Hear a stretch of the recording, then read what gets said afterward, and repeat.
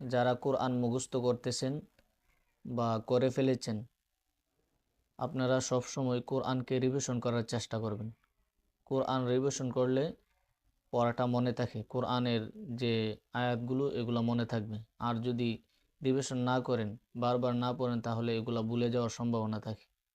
আজহারি সাহেব যে কথাগুলো বলতেছেন মনোযোগ দিয়ে শুনেন, ইনশাআল্লাহ আপনার ফায়দা হবে।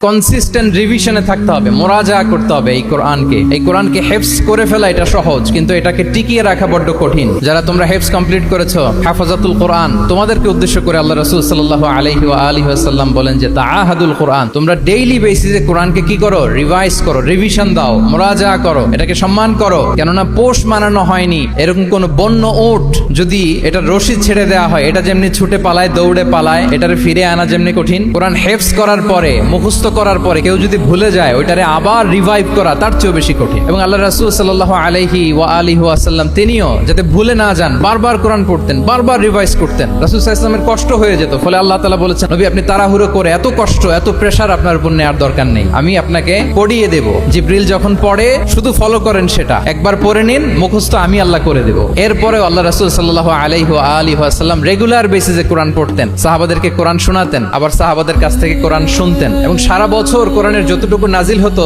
রমাদান আল মুবারাকে জিবরিল আলাইহিস সালামের সাথে রিভিশন করতেন। যে বছর তিনি ইন্তেকাল করবেন, ওই বছর দুইবার তিনি গোটা কোরআনকে জিবরিল আলাইহিস সালামের সামনে পেশ করেছেন, শুনিয়েছেন। তাহলে এটাই হচ্ছে সুন্নাহ। তিনি তো পৃথিবীর প্রথম হাফেজ নাকি? উনি রেখেছেন কিভাবে কোরআনকে? প্রিজার্ভ করেছেন কিভাবে? রিভিশনের মাধ্যমে। You have to revise a lot, you have to recite a lot. এটা আমাদের মনে থাকবে তো নাকি? শিক্ষার্থী বন্ধুরা আওয়াজ করো, মেক এ নয়েজ। মনে থাকবে? আল্লাহ বিইذنিল্লাহ।